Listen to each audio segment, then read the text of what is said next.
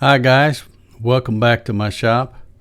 A few weeks ago, this video from Mark at Eigen Designs popped up in my feed on how to batch out these skillet slabs. I'll have the link to that video down below.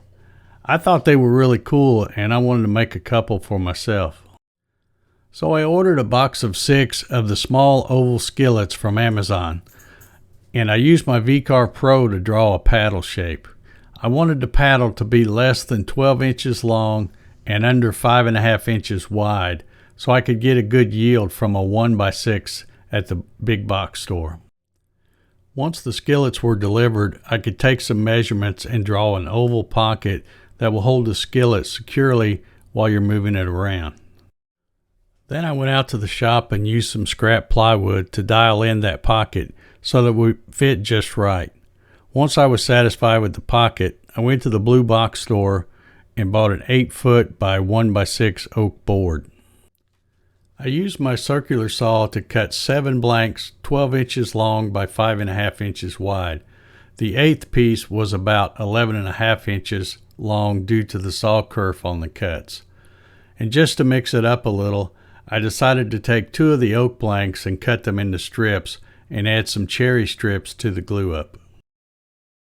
After the glue was dry, it was time to run them through the planer.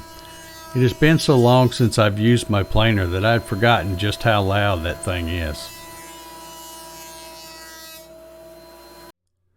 With all the blanks planed and ready to go, I set up a makeshift fence and drew some pencil lines on the spoil board so I can get the blanks in the same place each time.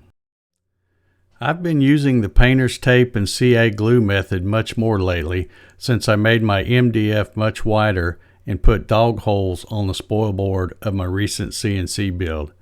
I have really liked the less T-track and more dog holes on this one. I'm only using 2 different bits on this project.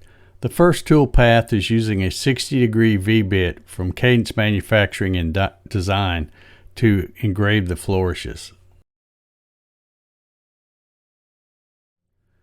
When the V-bit toolpath is done, I change to a 1/4 inch downtown Jenny, which is a downcut bit for the pocket, the hole in the handle, and the profile cut.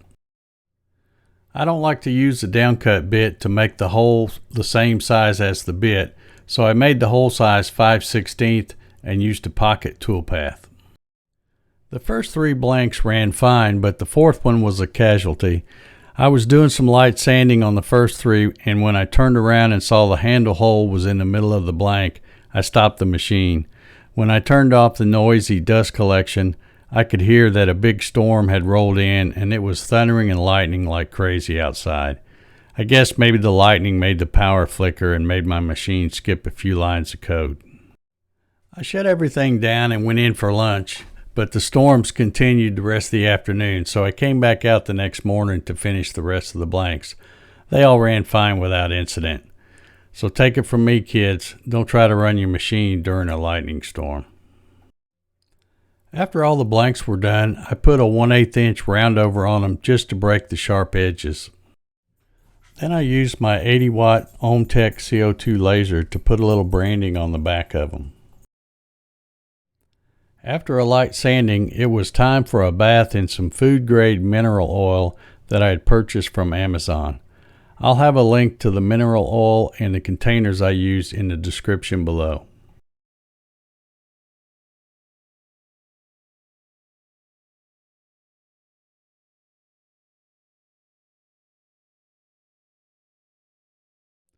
I really like how these turned out, and they're super easy to finish.